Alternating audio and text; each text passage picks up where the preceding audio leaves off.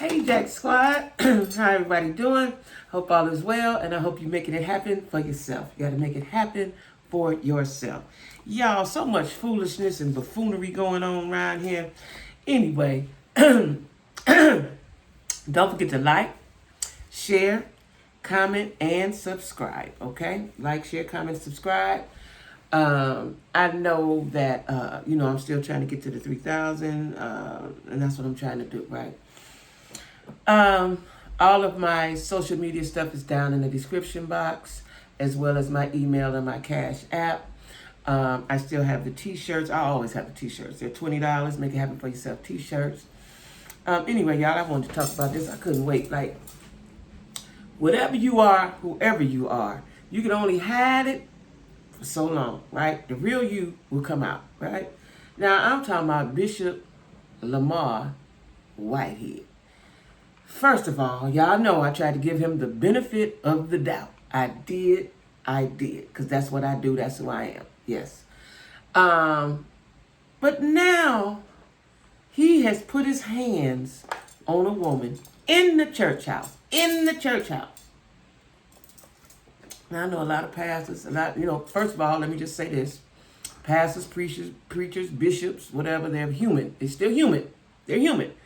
But you got to have a certain amount of decorum and restraint.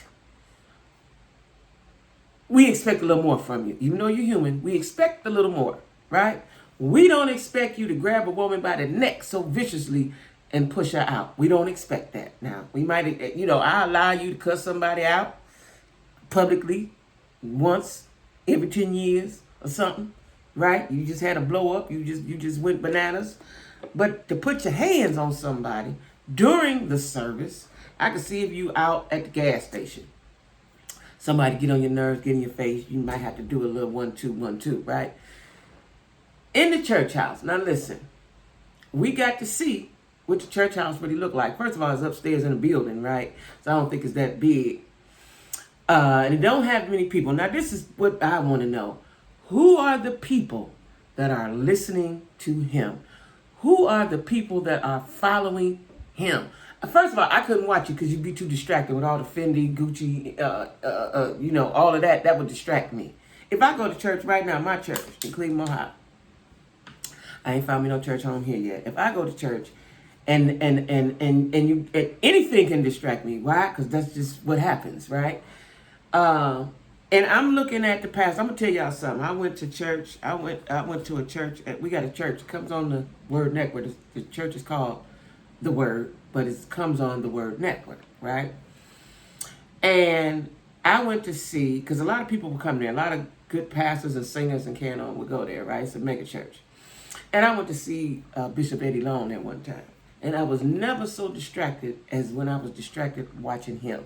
Now, we going to, pay homage to the dead. I ain't, but I'm just saying what happened. He had on the tightest fishnet shirt. I was so distracted by that. Like, I don't even know what he said. I don't know if he could preach. I don't even know because I was distracted by the shirt. Okay? So that pastor would, he's flashy. Then, I seen a video where he, y'all, I know he crazy. I knew he was crazy, but I'd already did my video trying to give him the benefit of the doubt. He showed his prayer room. Okay? Now, your prayer room could be anywhere you wanted in the house. In my house in Cleveland, I had a prayer room, and then I had to transform it into a bedroom because my grandson or my son, somebody would want to sleep in there, so I put a futon in there, right? But initially, that was my prayer room, right? He showed us his prayer room, and it was his walk-in lighted, heated closet, and showed all his clothes. See, listen, y'all, he's a narcissist. I know that he is, right? Because he didn't see anything wrong with that. A prayer room is a place where you go and have solitude. You could commune with the Lord, right? Or whatever you believe in, right? And it could be your closet, because I had another, just thought about this. I actually had a prayer closet. I forgot to tell y'all that. So I watched this movie called The War Room come out some years ago. And she was in this house and it had a closet, and that's where she prayed at, right? Well, my bedroom closet, which I didn't know for a few years, or I didn't pay any attention, had a you could sit down in there, a little space you could sit in, right? When I discovered that, I took all of my clothes out of that closet, and put it in another closet because I had a winter closet, summer closet, coat closet. So I took all of those clothes out, put them in another closet, right? And that is where I went. That is why when I gave my grandson the other room, which was the prayer room, I had a place to be, right? So I would go in there and sit. I had sticky notes in there of what I wanted, and I would go in there and pray, right? So your prayer room is a solemn place, a sacred place, I should say, right? Not your closet. And then, I could have seen if he had went in there and said, this is my prayer room, and scanned it and went on out. He showed all the clothes, all the shoes, just bananas in the head, right? If God has blessed you, so let me say this. His congregation don't look like they can afford much. And so maybe they look up to him like, oh, I don't know. But I just think that's inappropriate and shouldn't do that, right? Anyway, that was his prayer closet, was his room. I knew right then, at that moment, if I didn't know before, I knew right then at that moment he was crazy, right? So, now he got real estate and stuff like that, he say, right? But I think he's just preying on folks. I ain't gonna say what kind of folks, but he's preying on folks, right? That's what he's doing. And whatever little bit he's getting from, because he couldn't be getting much because there wasn't that many people there, he's preying on them, right? So, or it could just be a front for whatever else he's doing. But anyway, a lady come into church. Now listen, she was wrong.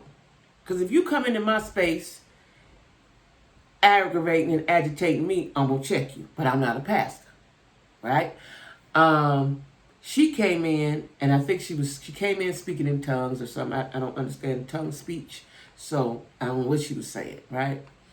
And then she started saying something else, and then he started off right. I was really rooting for him because he was like, praise God, amen, amen. I thought he was just going to sanctify her down, right? I thought he was going to, pray her up out of there, I'm thinking he gonna do the right thing, right? And so then he starts speaking in tongues, right? And I guess he snapped. See, he ain't really grounded in what he say he grounded in. He ain't really grounded because, we all have moments where you want to reach out and slap the taste out somebody's mouth, right? But then you reel it back in, right? Now, you have a brief flash where you be like, I'm gonna slap a patch of hair out their head, right? And then you bring it back, depending on where you're at. And then, you grown, you don't want to go to jail. My thing is, I don't want to go to jail. There's been quite a few times lately I wanted to do something to somebody, but I don't want to go to jail. I ain't got time to be talking to the police, telling them why I did what I did. Somebody get to come get, I don't have time for any of that, right? So I don't do it. Saves time, save money, right? So if he was as spiritual as he say he is, as he wants us to believe that he is, that attack would not have happened, okay? So when you're in a church, I don't care if the church is in the backyard, but if this is the church, this is where you reference the Lord at, that's a sacred place, right? There's an amount of coof that you have to have. There's some things you don't do. Like in church, you don't cross the pulpit. I see people do it now, but you don't supposed to cross the pulpit. Just certain things that you don't do, right? And so she was wrong for walking up there agitating the man. But what he should have done, like in a regular church, they have deacons, you have security, you have people Pastor don't have to do anything, or he shouldn't, right? But he don't have that because he has a small church, right? He probably don't have that. But once she got up and started speaking in tongues, okay, that could have been fine because she could have been praying or whatever, right? But once she started saying what she was saying and interrupting, see, she was disruptive. Right? Then now we got to get the security, sister so-and-so, the deacon, somebody to get her and talk to her and take her back somewhere, right? The pastor should be protected at all times, right? But since he's making a mockery of church, he don't probably have all that in place. Because that's what I'm saying now. He's making a mockery of that. And you got to be careful when you're playing with God. Like, I would not dare, right? So they made a big scene. And I've seen several videos of people that were there or just having to be riding by, whatever. He was outside cussing. He was outside cussing with the police, and he was outside cussing, not just OSHIT or DAMN. He was cussing the way you cuss when you angry, the way you cuss, right? And they then arrested him, right? They arrested the lady too, right? Now they let him go. They let him go. They let him go. Now I don't know what happened. I don't know why they let him go. I don't know what happened, and I'm not gonna say that I do know because I don't know, right? I'm talking about the fact that you lost your cool and put your hands on a woman, and she did have a scratch on her neck, so that means he grabbed her because you could see it. You could see the aggression when he got her, and then like this lady may have brothers, sons. God forbid she got sons. Or a husband, right? A boyfriend, somebody that love her, a male figure that love her, he might get his head cracked, right? And see, listen, God will reveal. So they revealed, the first thing revealed, you get the robbery, whether it was fake or not. If it was fake, you put yourself on Front Street. That was the wrong thing to do. If you know you're not who you say you are, and you running a game or a scam or a con or whatever it is, that ain't what you do. That ain't what you do. And they're still saying they don't see that nobody's seen the video of the robbery or the actual, I don't know, you've seen a little bit of it. But Lamar, we're gonna need you to get it together, bro. I'm gonna need you to go all the way back to preacher school, right? I'm gonna need you to go to Sunday school. I'm gonna need you to take it all the way back. I'm gonna need you to take it all the way back to Sunday school. That's what I need you to do. Let's just start over with that. Because you ain't serious. You ain't real. And like I said, you playing with God. Do you know the horrific things that can happen? The punishment that can be bestowed upon you? Like, I wouldn't dare pretend like I'm a preacher and I ain't. Oh, my God. Oh, my God. People crazy, right? And then in my mind, when you do that, that makes me think you don't believe in God. Because if you believed in God, you would know that the punishment is coming. You would know that. So that makes me think you don't believe in God. If you don't believe in God, then you're a demon. Okay? Listen to that. I don't know what's wrong with the world, y'all. I don't know if it's the pandemic. I don't know what it is to make folk act so crazy these days, right? Folks just acting crazy. I don't know, right? I just hope it don't spread around to me, y'all. Shoot. You know what I'm saying? If I start acting crazy, y'all email me. Some of y'all got my phone number. Get with me. Let me know. Shake me up. You know what I'm saying? Because that right there was appalling.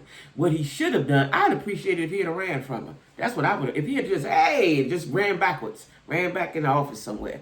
That's what I would have. If you're that upset, like he's not using his brain at all. Makes me again think that he's a narcissist of some sort. You think you could do that and get away with it and everybody filming. And then she brought her peoples. They filmed up the steps. Her peoples was filming this. So you came with wrong intent. And I believe that's probably why they let him go. You came with wrong intent. See, you got to be clever when you're doing stuff. Yeah, you want to expose him and all of that. And, you want to expose him, but there's a proper way to do things. And that ain't it, right? That wasn't it, So anyway, y'all, I just wanted to talk about that because I just thought that was so ridiculous. That was so ridiculous. It was wrong on both parts. You got to protect yourself. That's what he was saying. He's protecting himself. But you could have, as a pastor, as a minister, as a bishop, as a man of God, let's call it that, as a man of God, there's other ways you could have handled that. Definitely not putting your hands on somebody. See, that's that street, y'all. Let me tell y'all something. That street, if you ever been, and especially all your life, a long term, all of that is right here. It ain't far. God can deliver you. Yes, he can. He can change you. He can evolve you.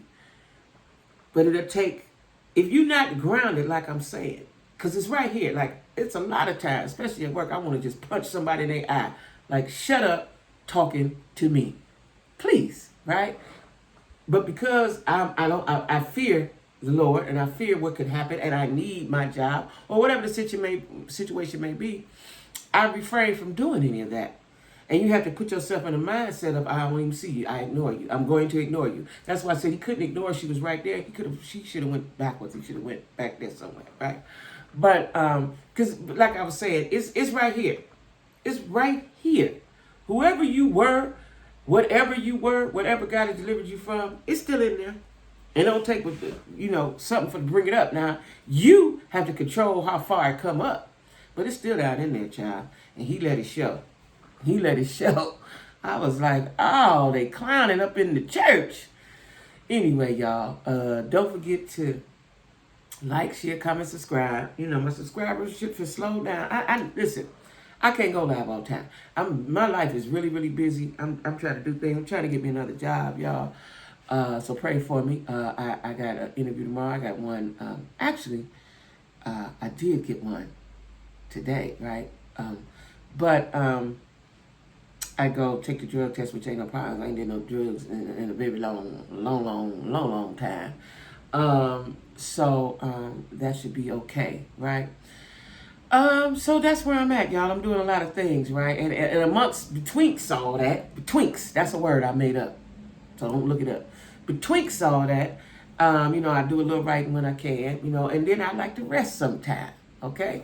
So anyway, y'all, but I may go live today because I'm feeling really, really groovy, right?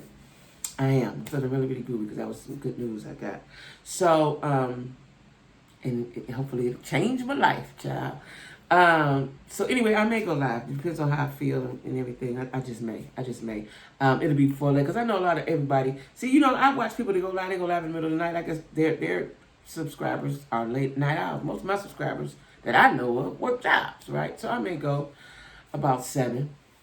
What's today? Tuesday, maybe 8. I gotta watch Queen Sugar today, y'all. Ain't that something? I just love TV. Anyway, y'all, I'm going to. It was something that I got to talk about. I got to talk about the love in hip hops. That's what I got to talk about, the love in hip hops. I'm gonna combine them because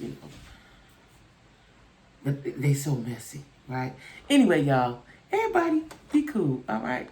That's what I need you to do.